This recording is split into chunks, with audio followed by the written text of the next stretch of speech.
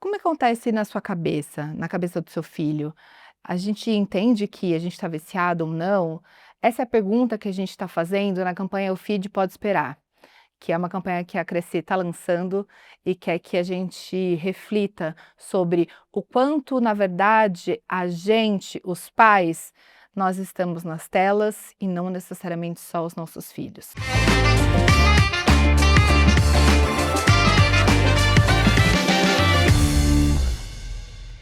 Bem-vindo ao Crescer Cast especial O Feed Pode Esperar. E hoje eu estou aqui com Mariana Rusques. Mariana, me conta uma coisa. Primeiro, a gente está falando de profissão e você é engenheira, aí você trabalhou com astrofísica e agora você mexe muito com cérebro humano, educação e muitas outras cositas más. É isso? Me conta um pouquinho dessa sua brevíssima trajetória. É mais ou menos por aí. Eu sempre fui uma criança curiosa que teve essa curiosidade alimentada pela família, pelo meio.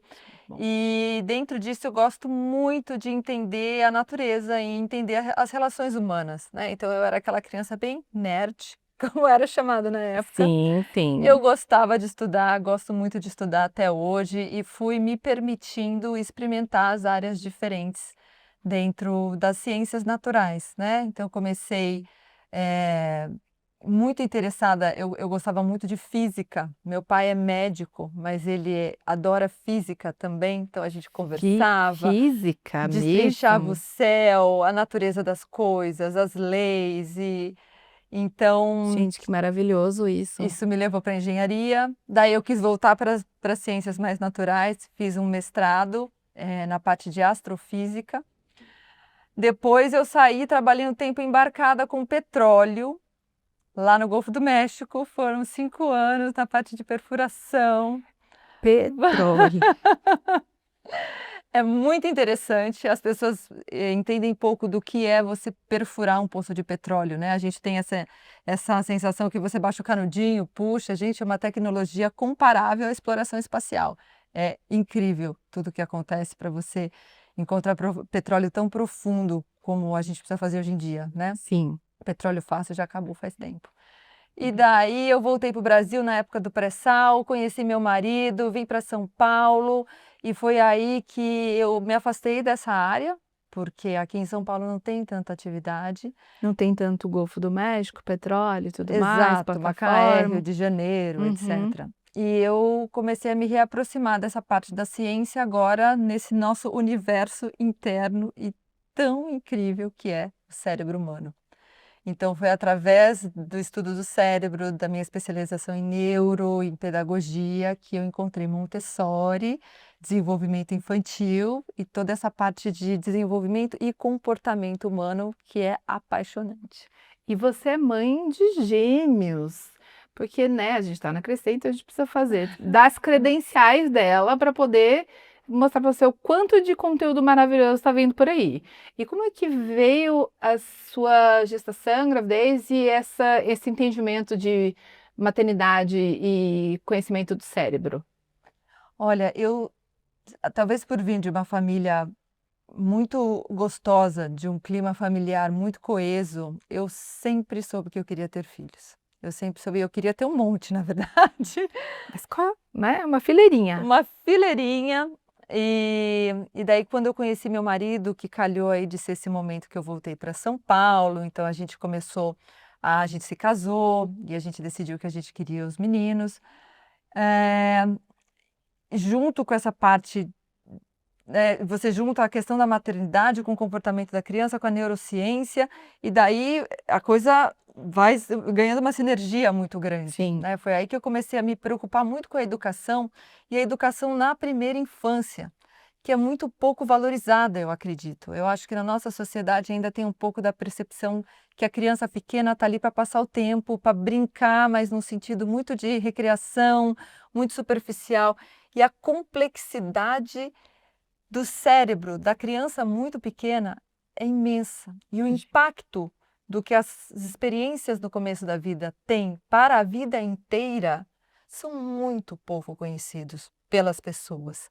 Então aí vem, às vezes, respostas e culpas e reações e preconceitos com as crianças que só atrapalham tanto a família quanto o desenvolvimento desta criança.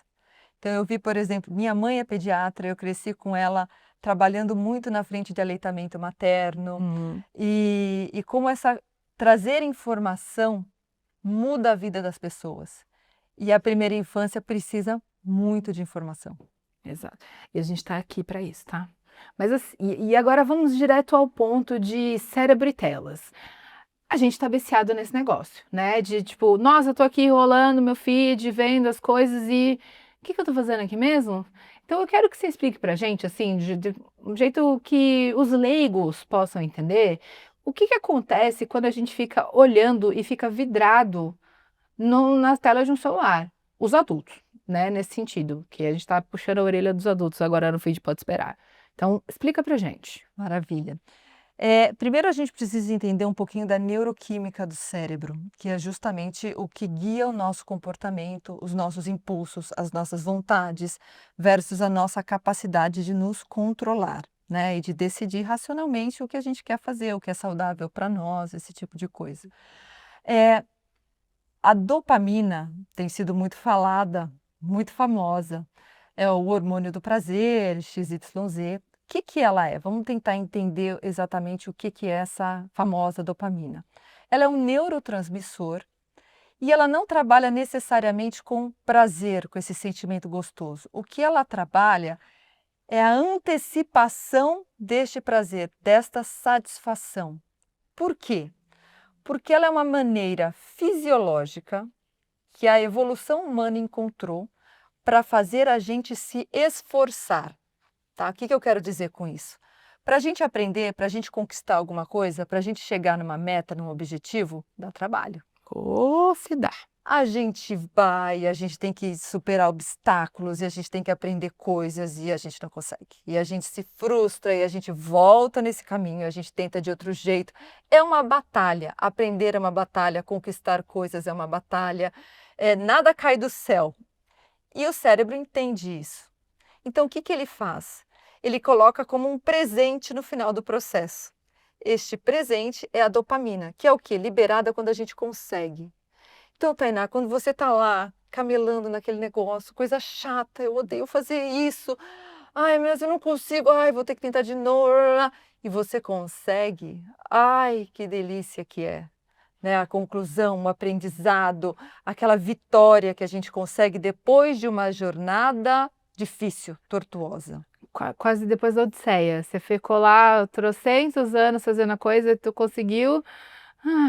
Me formei, né? Então as noites mal dormidas, na minha formação, o tanto que eu chorei, o tanto de prova que foi tão difícil, daí me formei. E daí vem o quê? Aquele prazer, aquela sensação gostosa de conquista, aquela autoestima. Isso é o quê? Bioquimicamente falando, é a dopamina chegando ali. Tá? E de um jeito muito saudável, porque ela foi feita justamente para isso. E daí a gente sente esse kick de dopamina e a gente fala, poxa, quero mais. E daí eu vou procurar um outro desafio, uma outra meta, e eu vou me acostumando. E a evolução acontece. Exatamente. Eu vou me acostumando com essa entrega, com o sacrifício que eu tenho que fazer, porque assim é a vida. Porque daí Deveria ser, né? Deveria ser. E o que que esse feed faz? Ele faz um curto-circuito nisso aí, né? Um curto-circuito. Um curto-circuito. Ele entende esse mecanismo cerebral e ele dá um jeito de curto-circuitar, de hackear, para fazer esses kicks de dopamina de um jeito fácil.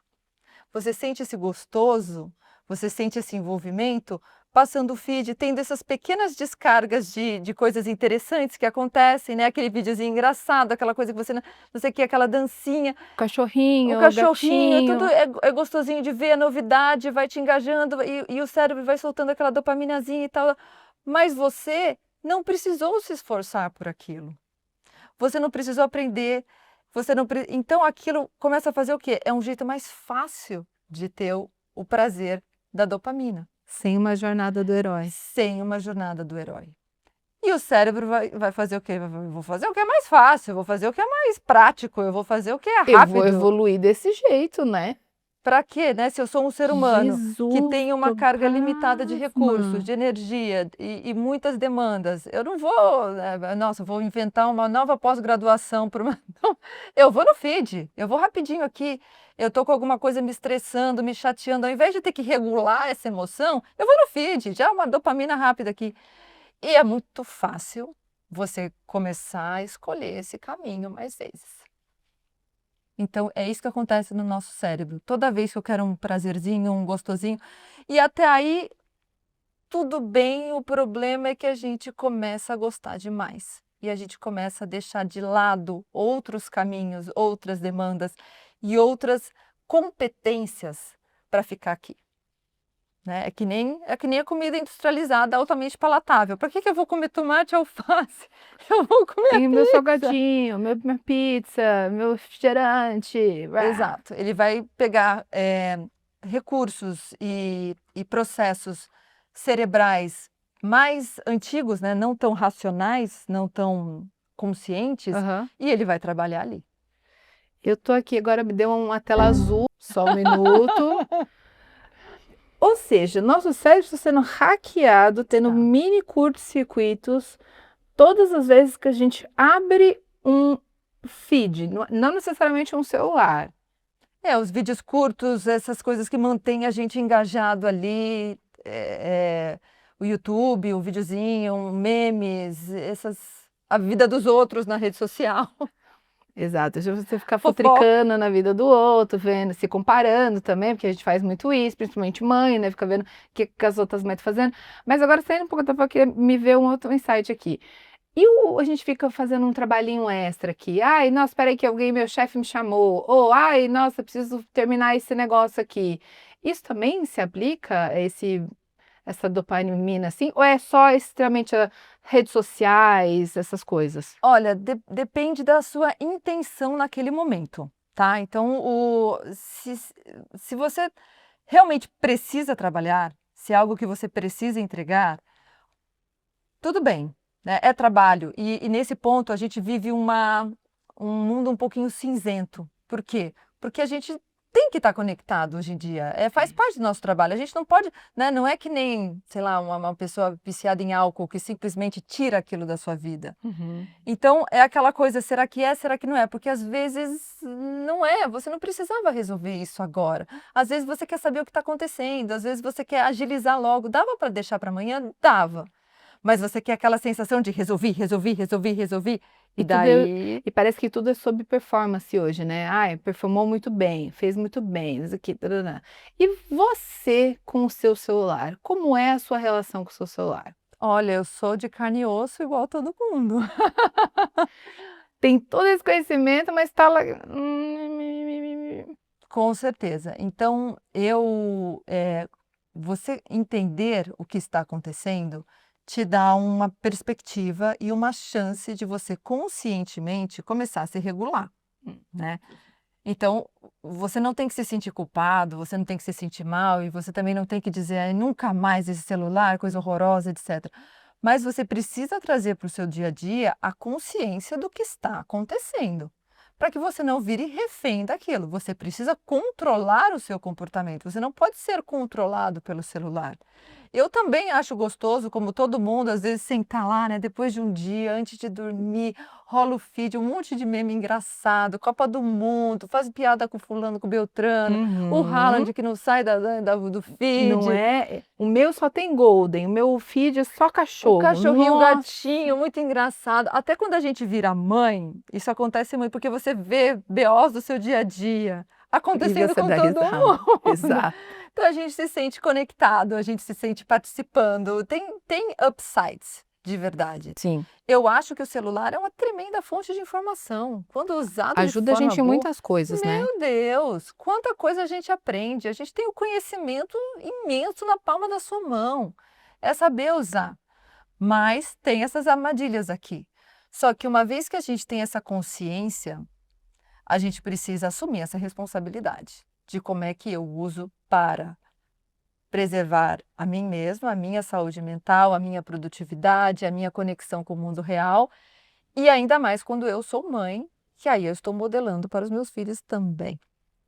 E o que que acontece, pegando um gancho nessa coisa do modelar, quando você ouve uma mãe e seu olho está grudado no celular, o que que acontece na cabeça da criança quando você responde, mas, né, quase não é como se não tivesse respondido, não olha, não dá atenção, né? E existem até umas pesquisas, uns dados aqui, que normalmente a gente passa mais de 5 horas por dia no celular e um quarto do dia com o nosso filho por perto. Ou seja, a gente está mais no celular do que com o nosso filho por perto.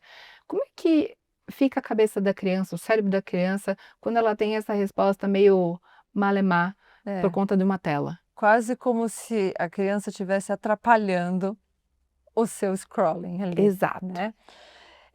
Eu vou aproveitar a sua pergunta para a gente embasar um pouquinho mais essa bioquímica do olho no olho e da atenção entre mãe e filho.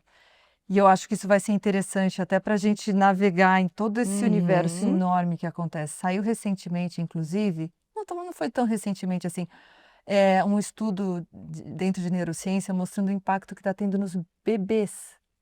Esse tipo de. Bebê. Por quê? Porque a mãe vai dar de mamar. E como é que costumava ser na evolução humana o mamar? Aqui, né? E aquele olhinho ainda tentando entender, te olhando. E agora como é que tá o dar de mamar? Tá aqui, né? Não tá mais aqui, tá aqui. São muitas horas dando de mamar por dia? São. Então, Já está impactando isso. já está impactando. E eu queria explicar como. Então, eu vou dar uma volta no tempo com vocês. Vou levar vocês alguns milhões de anos atrás. Vem com a gente, vem com a Vambora, gente, vem isso com a é gente. muito legal e vai ajudar a contextualizar muito o nosso dia a dia. Primeiro eu vou te levar para a época do Homo erectus.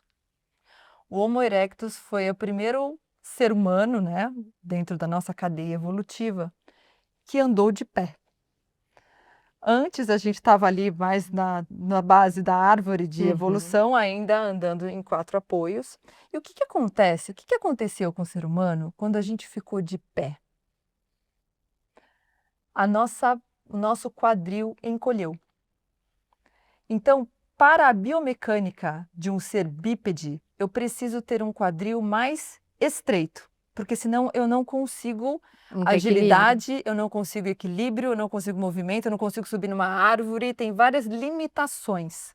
Então, todo o corpo do ser humano, da mulher humana, teve que ser redesenhado nessa época, justamente para acolher esse novo passo evolutivo que a gente estava dando. Uhum, E a evolução tem que fazer escolhas, né? Isso aqui é legal, então eu vou ter que sacrificar isso aqui. uhum. E o que que a gente sacrificou aqui? Um canal de parto foi ficando mais estreito. Com a pelve mais estreita, canal de parto mais Sim. estreito também.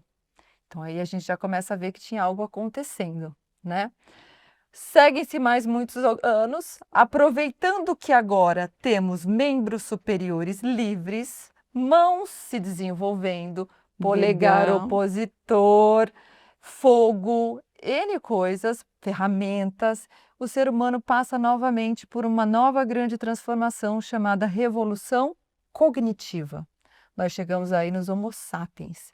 E o que que acontece na revolução cognitiva? Um baita pulo na nossa inteligência e na nossa cognição, que é justamente o que nos separa dos outros animais. Nós somos muito inteligentes, baita passo legal da evolução, mas isso implica em uma cabeça maior. Nós somos os mais cabeçudos, né? A relação cabeça-corpo maior que existe no reino animal. A gente é muito cabeçudo e a gente precisa de muito osso aqui, muito crânio, para acomodar e proteger esse super cérebro que agora a nossa espécie tem. Mas veja esse novo BO da evolução, meu Deus! Esta criatura está cada vez com um canal de parto mais estreito e cada vez com uma cabeça maior. O que que eu faço? O que que eu faço? Por onde vai passar esse cabeçalho? Como nascer?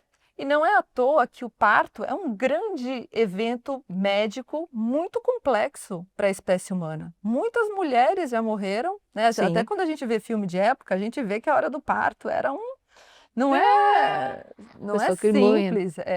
Muitas mulheres já morreram por conta do parto e complicações do parto. Hoje em dia a gente tem uma medicina que nos acolhe muito nesse sentido, tem uma cesárea, mas isso é muito novo, Exato. né? Então, mais uma vez, a evolução teve que pensar, e agora? O que que a gente faz? E a resposta é, essa criança vai ter que nascer cedo, muito cedo. Nós nascemos muito prematuros, todos nós, todos nós. Tanto que ela faz a evolução pensou basicamente, eu vou desenvolver esse cérebro o máximo possível, mas com esse tamanho X, essa criança tem que nascer, porque senão não nasce mais, né? Que são esses 9 meses de gestação. Tanto que a gente olha, uma criança de 3 anos humana é um bebezão ainda, Exato. altamente dependente, altamente vulnerável. Enquanto você pega um cachorrinho, um cavalo de 3 anos, já é um adulto. E nós Ah. não. Por quê? Porque toda essa máquina incrível que a gente tem demora para chegar lá. Claro que um humano adulto vai estar cognitivamente muito à frente de qualquer outro animal, Sim. mas enquanto ele não chega lá, demora muito. Então, o que que a evolução mais uma vez fez? Fala, o que que eu faço com esse bebê que não cresce, que não se defende, que não busca alimento, que não. Eu preciso de alguém que cuide muito dele, mas muito. Eu preciso de alguém que priorize essa criatura por muito tempo, que sacrifique muita coisa para ele ter uma chance real de viver.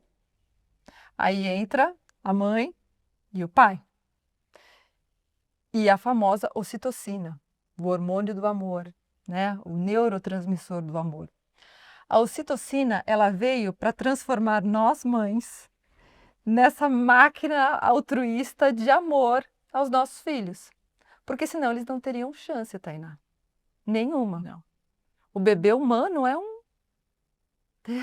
muito vulnerável. O Dona Evolução, a gente vai ter que conversar, Vai. tá? Depois daqui a gente conversa, porque é complicado o que está acontecendo hoje com as mães, mas continua, continua. Ela judiou mesmo. É. Ela colocou Ela a judiou gente... bastante, Judiou, gente. porque essa conta não fecha. Eu sempre falo isso para as mães. Essa conta não fecha, não é fácil.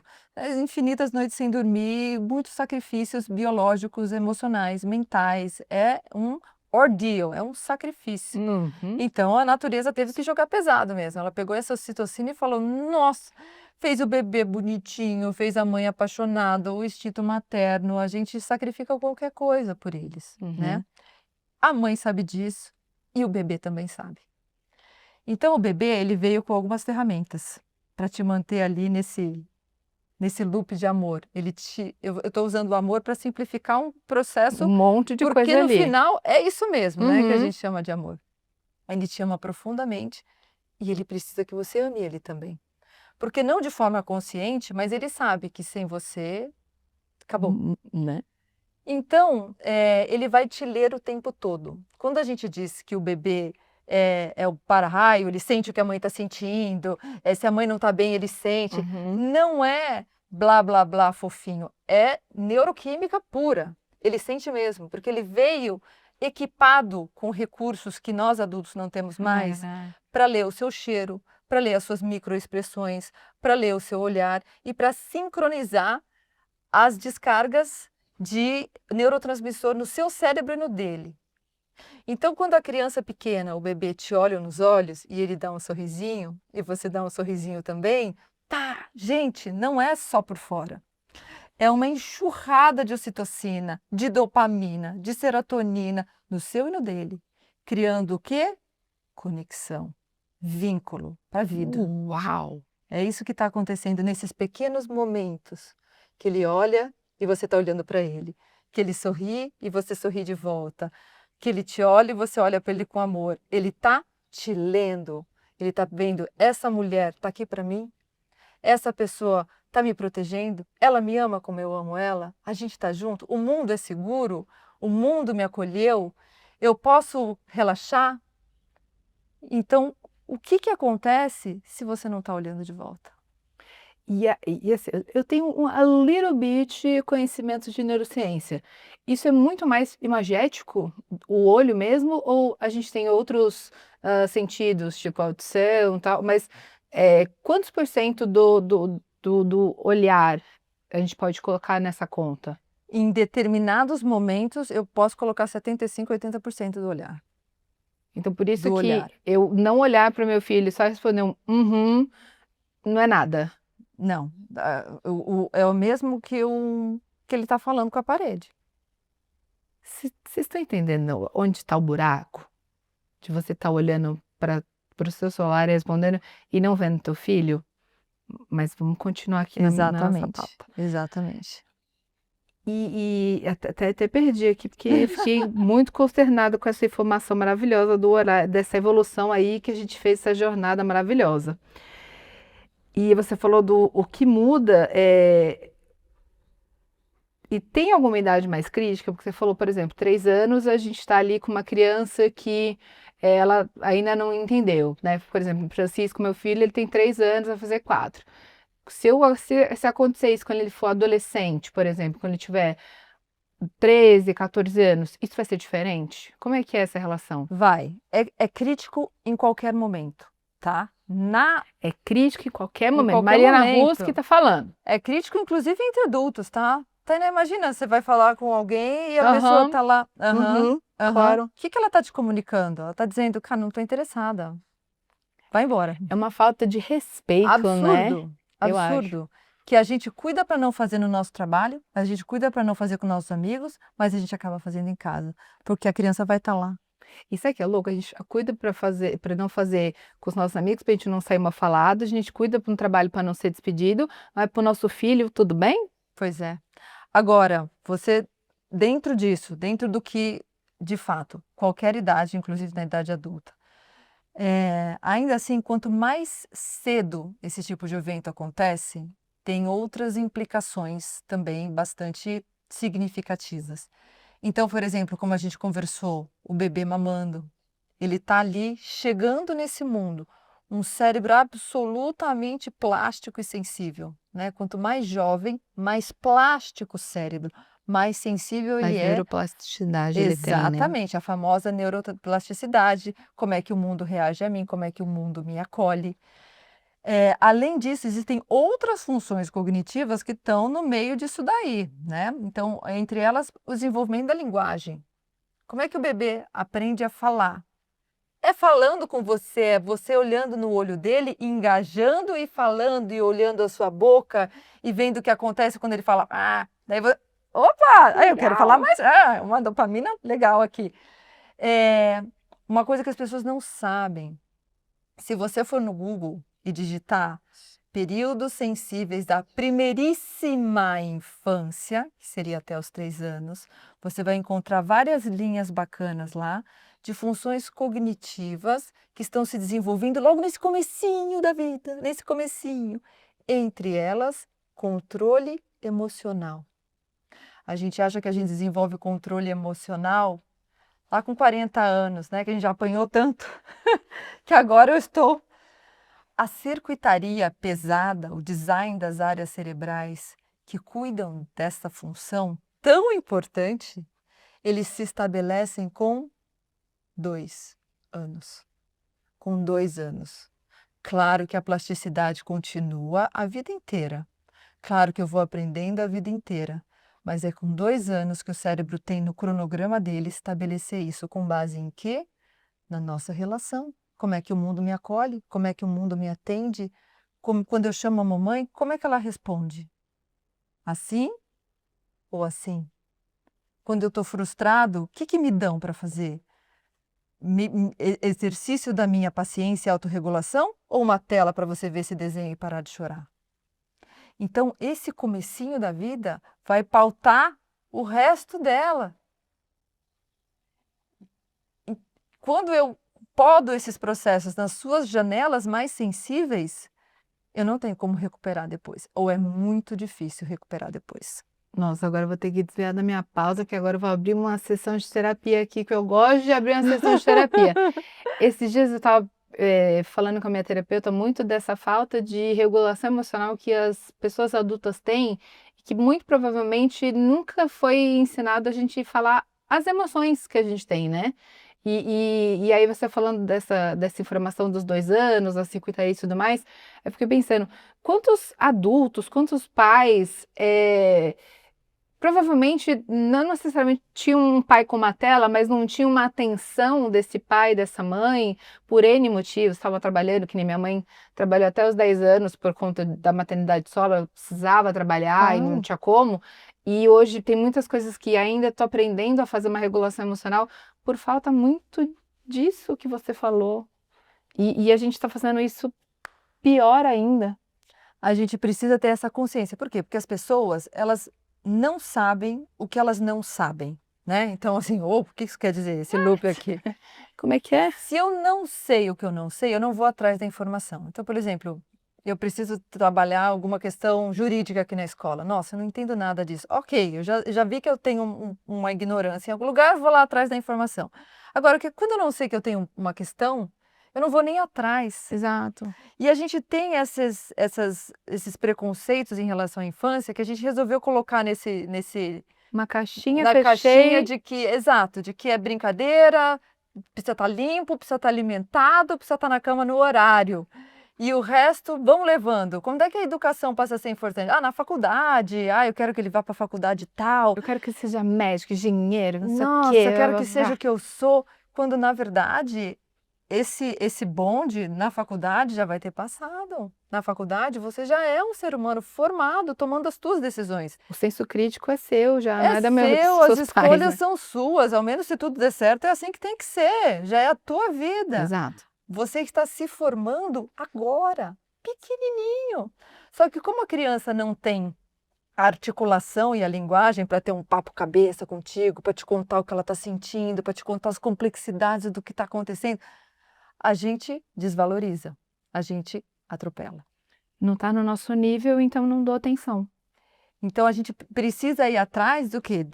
Nessa ciência da infância, de tudo que está acontecendo aqui, de por que estão se comportando assim, o que está acontecendo, como é que eu modelo esse ambiente, como é que a minha postura impacta. Mas, mais uma vez, a pessoa simplesmente, é assim, fui criado assim, desse jeito dá, não é importante agora, mas é agora, é agora. Depois o bonde passou. E aí tem uma coisa que a gente tem uma hipocrisia, né? Que a gente fala que é o do neurônio espelho. A gente pede para ela larga o tablet, larga o celular, sai desse videogame, sai da TV, mas a gente não sai. Como é que fica essa mensagem para a criança de que ela está vendo o pai dela fazendo uma coisa que ela está fazendo, mas ele está pedindo para ela não fazer? Como é que fica na cabeça dela o comportamento, a parte, tipo assim, comportamental dela? A mensagem entra por aqui e sai por aqui. Larga o celular, Joãozinho. Hã? É como se a gente estivesse ensinando o oposto para ela, né? É a mesma coisa que eu falar assim, silêncio! Gritando.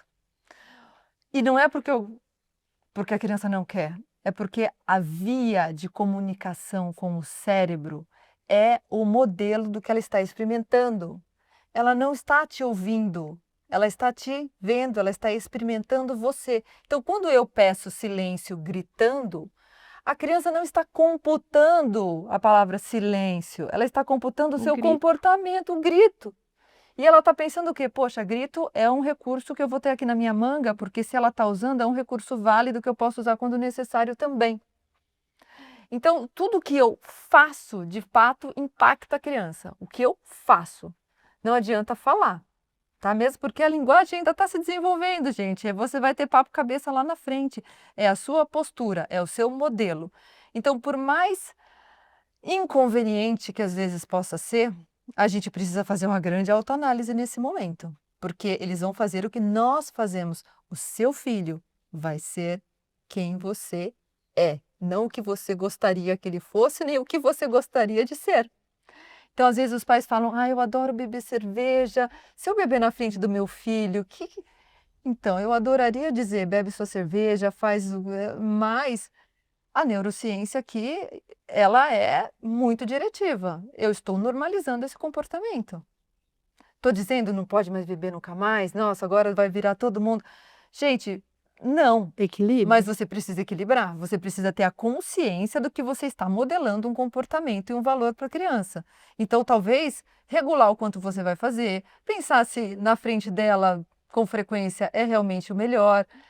E a gente evolui muito sendo pai e mãe, né? Uhum. A gente é forçado a se olhar no espelho e confrontar hábitos e posturas. Eles são nossos espelhos, né? Exato. E aí Absolutamente. você vê que, como você disse do grito, se você grita, daqui a pouco você vai ver que ele vai gritar de volta. Você fala, da onde você aprendeu esse grito?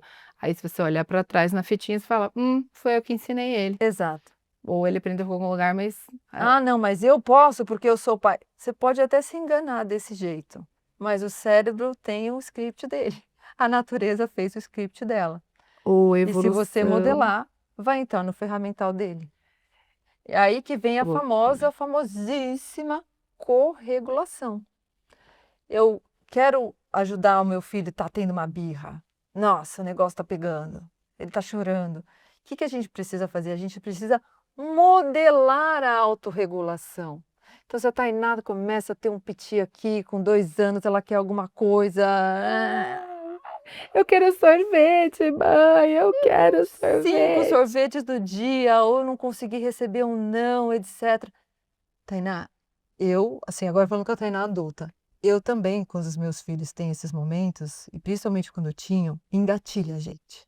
Engatilha. Uhum. Eu começava a suar, meu coração vinha aqui, eu começava a ficar vermelha, falando, ai, não acredito que isso está acontecendo agora. E é normal, se E parece que é acolha. bem num momento que você não pode, que você tá cheio de coisa para fazer, cheio de coisa na cabeça, tá apressado, e seu filho tem uma birra, não é?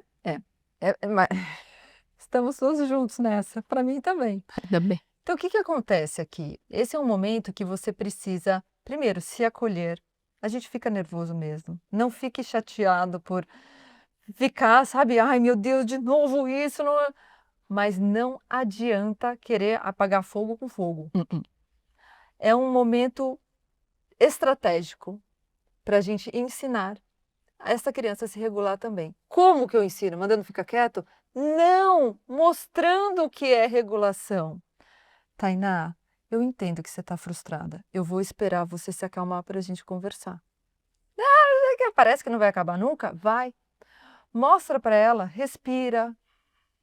Não pede para respirar, porque no meio do BO não tem o que resolva. Você respira, você se acalma, você fica junto. Eu não vou estar te falando com você, tentando te acalmar. Eu estou presente. E eu estou esperando você permitir que o seu córtex pré-frontal domine a sua amígdala, sendo que eu sei que ele está no princípio do desenvolvimento dele. O córtex pré-frontal começa a ter alguma expressão lá nos 6 anos, que é o nosso freio, que é o nosso regulador. Antes disso, coitado, ele está lá tentando, mas ele não consegue, porque ele ainda não tem Você não tem a experiência, ferramenta, ele não né? tem músculo, ele está começando a ganhar nisso. Então, eu espero mostrando para você. Mesma coisa que eu faço Para quando a ele te criança... imitar Para quase, ele né? me imitar, sim, para ele ver o que eu respiro, você respira, e daí depois a gente vai conversar. Quando você já estiver calmo, não adianta eu conversar no meio do negócio pegando.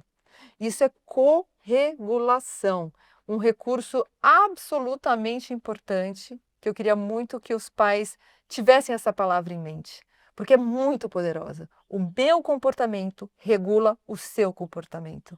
Isso acontece, inclusive, entre adultos, tá? Se eu chego aqui para falar com você hoje, eu estou ansiosa, eu estou mexendo a minha perna, eu estou... Lá para as tantas você já está assim também, né? Nossa, essa Mariana, vamos acabar logo isso, não sei o quê, não sei o quê. Então, a gente está sempre corregulando com o Sim. ambiente. E isso é extremamente poderoso com os pequenos. E pra gente terminar, porque a gente está aqui num processo de, ai meu Deus, eu tô fazendo tudo errado, ai, e aí tá, já entendi corregulação ali na hora da birra, mas existe alguma dica de corregulação com a gente com o celular? Então tá, Sim. tô aqui, sei lá, no banheiro vendo meu celular, tô tomando banho vendo meu celular, tô aqui, meu filho tá vendo meu celular e eu tô no celular também, e tá todo mundo no celular na hora da comida. O que a gente faz para tirar esse, entre aspas, vício da nossa vida e deixar ele o mais equilibrado possível? Exato. Você tem aí um hábito que se formou, Um hábito que foi entrando na nossa sociedade, que foi entrando nas nossas casas, que foi entrando na nossa vida devagarzinho e foi ganhando espaço. Por quê? Porque é muito fácil, né? A dopaminazinha ali, ó, rapidinho, gostosinho. E a gente vive um dia a dia estressante, corrido. Quem tem filho tá sempre tendo que se regular. E daí é muito fácil, ao invés de eu ter que respirar, sentir aquilo, passar pelaquela tensão, me regular. Nossa, eu abro o feed ali, já vou ver um meme engraçadinho, já vem um gatinho, já, né, me tira daquilo. Não adianta você falar, Tainá, você é muito sincera e prática agora também. Isso, a gente Ai, gosta de coisa prática, que prática, dá para fazer. que dá Porque para ficar fazer. nesse mundo das ideias, é lindo, mas no dia a dia, O que isso que- significa, né? quais as dicas aí? X dicas de Dona Mariana Rusk. Exato, porque como falam assim, eu quero emagrecer, então come saudável, entendeu? E alface, tomate, isso eu já sei, gente, que tem que comer alface e tomate, mas não tá funcionando. E não quero essa, quero um biscoito. Tem que ter alguma coisa, né, que realmente... Então, dizer força de vontade, você tem que lembrar de parar e tal, não sei o quê. Vamos ter que ser prático em termos do que o cérebro vai realmente responder. E o cérebro responde ao ambiente. Isso é, a Tainá de hoje tem que prever que a Tainá, que daqui a 1 hora vai estar louca para ver o feed dela, vai estar louca para descansar alguma coisa, e já ver como é que eu vou prevenir que essa Tainá faça isso. Então, primeiro, mudanças no ambiente. Isso é muito forte dentro de Montessori, isso é muito forte dentro de educação infantil. O ambiente molda o comportamento. Por isso que em muitos lugares você tem, entre e deixa o seu celular aqui. É inconveniente? Mas é muito bom. Então, onde é que fica o celular da casa? Ele fica no escritório. E tem que ser uma coisa Gostei dessa sagrada. ideia. Tem que ser uma coisa... Mesmo porque, se você quiser usar, se você precisar, você vai ter que andar até lá. Então, você já põe um pequeno impedimento ali. Hoje tem uns aplicativos que você tem que fazer 10 agachamentos para poder abrir rede social. É um dos recursos que eu achei mais interessantes. Muito bom isso. Porque só apertar no botão dismiss não vai te ajudar. 10 agachamentos vai ter um impedimento mais significativo ali que vai te dar a chance de repensar. Mas tira ele da sua frente. Se tiver fácil, você vai pegar. Nossa, sabe o que eu pensei? Agora vou até te cortar, não sou muito Pode de cortar falar, aqui. imagina. Mas eu pensei assim, até para você colocar a criança junto com você nesse processo, fazer uma caixinha do celular e decorar essa caixinha para mostrar que, ó, mamãe e papai deixam o celular aqui toda vez que chegam. E quando você tiver o seu, porque a gente sabe que todo mundo vai ter um celular um dia, Eventualmente. você também que já cria esse hábito. Olha, gente, você gosta? Aprovou essa ideia? Aprovei, sim, porque Então, tem que ser todo mundo, Porque tá? você Tem que ser inclui todo consistente. mundo, né? Tem que ser. Gente, não adianta o celular fulano e ciclano ficar na caixinha e o seu poder ficar com você na cozinha, no banheiro, onde for. E principalmente para quem tem, às vezes, crianças de idade diferente, Sem né? Você tem dúvida. do adolescente que tá lá, e uma criança menor, você coloca todo mundo nesse balaio, para todo mundo ir fazer essa caixinha no Sem escritório dúvida. e tem aqui. que ser sagrado. É aqui que fica. Não tem uso de celular nas refeições. Refeição é um momento sagrado da família, sim, onde a gente conversa como é que foi, onde a gente olha no olho um do outro. Não tem celular na mesa. E celular, se eu for usar, precisa ter um bom motivo. Estou com uma mãe doente, estou com XYZ, eu quero checar o que está acontecendo. Então, eu vou falar, filho, eu vou olhar o meu celular agora porque a vovó está doente, eu quero ver se está tudo bem. E daí você vai, olha e sai. Então, você tem que implementar essas rotinas. Você tem que ser rígido, lembrando que todo comportamento, antes de se extinguir, ele se acentua. O que eu quero dizer? Nos primeiros dias, vai ser mais difícil. Você vai ficar com aquela ansiedade, aquele fear of missing out. Nossa, o que está pegando na vida do Haaland? O que está acontecendo com o Messi? Copa do Mundo, meme, não sei o quê.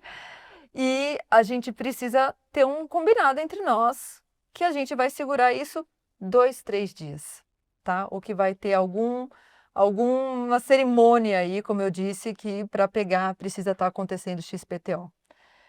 E saber que no começo vai ser mais complicado, depois vira o quê? Vira hábito, gente. Daí vira hábito, daí flui. E daí vocês vão começar a achar estranho aquele negócio ali acendendo a luz. Não mais parte. Porque o celular é isso, ele é uma ferramenta. Ele não pode ser o foco. O foco tem que ser a gente. Ele é tipo um martelo, é uma Exato. ferramenta. Você vai comer com o martelo do seu lado? Você não vai ficar comendo com o martelo do seu lado. Exato. Se a gente for colocar de ferramenta para ferramenta. Exato, porque se ele começa a fazer parte do dia a dia, você vai estar com ele na mão sempre. Toda vez que eu ficar frustrada com alguma coisa, eu vou abrir. E isso porque eu sou uma mulher adulta que já passei pela fase mais crítica de autorregulação da minha vida. O seu filho ainda não. Se ele começar a aprender a se autorregular, só come na frente do celular, só calma na frente do celular, ele vai perder a chance de aproveitar a janela em que o cérebro desenvolve este potencial de se regular. Daí lá para frente, a coisa vai complicar cada vez mais. Então, celular fica aqui, depois de X hora, ninguém acessa. Combinado? Combinado. E tá escrito, e tá combinado, e pacto de cuspe, e o que você funcionar. Sangue.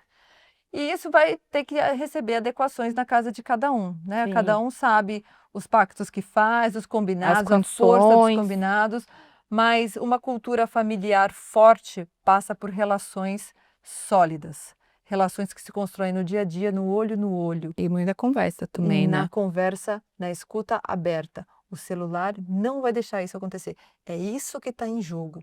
Se as pessoas tiverem consciência da profundidade dos danos que esse celular presente no tempo todo vai causar, é um grande estímulo para começar a tomar essas atitudes. Celular não fica à vista. Eu até pensei, ó, se colocar no celular vai ter que escrever um poema com papel e caneta, tá? Maravilhoso. Se coisar no celular vai ter que fazer 10 agachamentos. Se 10 pegar no celular agachamentos. vai ter que...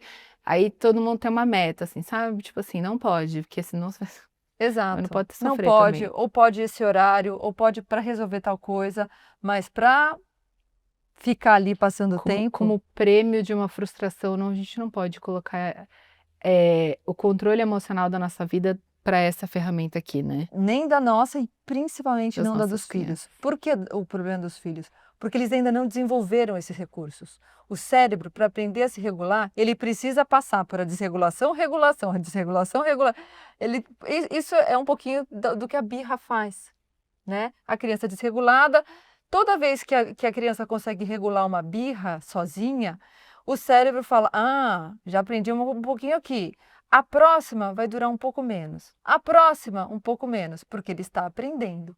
Se eu tiro essa vivência, esse esforço dele e já resolvo, ele nunca vai aprender sozinho. E essa dopamina natural que a gente já aprendeu neste episódio, com esforço de jornada e você conseguiu, que é o que deveria ser, você não vai ensinar nada para ele, né? Exatamente. Você tá ensinando uma coisa errada. Mas eu acho que é isso. Adorei. Obrigada. Eu ficaria com ela aqui mais umas 40 horas. O problema é o editor desse vídeo que vai me matar depois, mas que conteúdo a gente tem. E Mari, muito obrigada por todo o conhecimento, muito obrigada pelo seu tempo, pela essa conversa. Me perdoa estar com o celular aqui. Agora faz parte, agora ele é uma ferramenta, você está desculpada. E eu fico feliz de ter tido você como a primeira pessoa desse episódio especial do Crescer Cast, do Feed Pode Esperar, porque eu acho que abrir com essa questão do cérebro, da neurociência, é muito importante para a gente esmiuçar depois o que vem por aí em relação ao cérebro dos pais e o que isso impacta nas crianças. Perfeito. Para mim foi um prazer. Obrigada a você. E para você, fica aí com a gente que nos próximos episódios a gente vai trazer pediatras, fonos, pessoas incríveis para falar sobre a nossa dependência e como que a gente pode melhorar o nosso dia a dia para sair um pouquinho do celular e ficar com os nossos filhos, porque o feed pode esperar. Até a próxima!